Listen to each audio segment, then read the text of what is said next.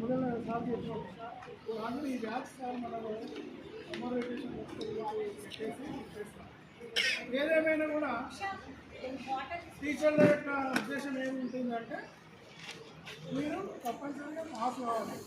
10th class pass అయితే ఆ certificate యొక్క వాల్యూ మీకు తెలియదు.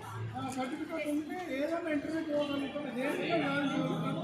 ఆ తర్వాత ఉద్యోగం చేసుకుంటే కూడా చదువు ముందు తీసుకుపోగలుగుతారు. కాబట్టి 10th పాస్ కావాలనే ఉద్దేశంతో మేము ముందు తీసుకుపోతుంటాము.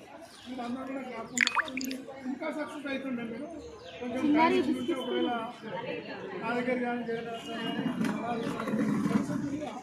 ప్రోగ్రామ్ చాలా బాగా అవుతుంది. ఇంకా ఇంతమంది అందరూ వస్తుంది. కొంచెం తొందరపాటు అయినట్టు తర్వాత మీరు మంచి ప్లాన్ చేయండి, మంచి గ్యాదరింగ్ చేయండి.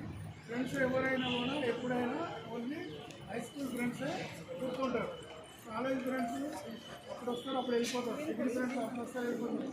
ఉద్యోగంలో చేసే వాళ్ళు కూడా కొద్దికాలం వరకే, కానీ జీవితాంతం గుర్తుండేది మాత్రం స్కూల్ ఫ్రెండ్స్. ఈ స్నేహితం అనేది ఎప్పటికీ ఉంచుకోండి. ఎవరికి ఏం అవసరం ఉన్నా కూడా మాట్లాడుకోండి. ఆర్థిక సాయం లేకుండా కూడా మాట సాయంతో ఇతర సహాయాలతో సపోర్ట్గా ఉండండి. ఇదే విధంగా మీ పిల్లలు మంచి చదివించండి. అందరూ బాగుండాలని కోరుకుంటూ మీరందరూ తెలిసినందుకు అందరితో మళ్ళీ కలిసినందుకు రిటైర్ అయిపోయినాయి కదా, ఎవరు కలవరు, అందరూ చూస్తున్నాం, సంతోషంగా ఉంది. అంతా కూడా నేను టీచర్గా ఉన్నప్పుడు కలిసి చేస్తాను.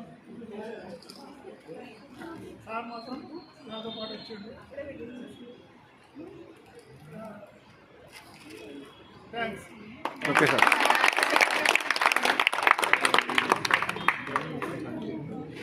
నేను ఒక 2 నిమిషాలే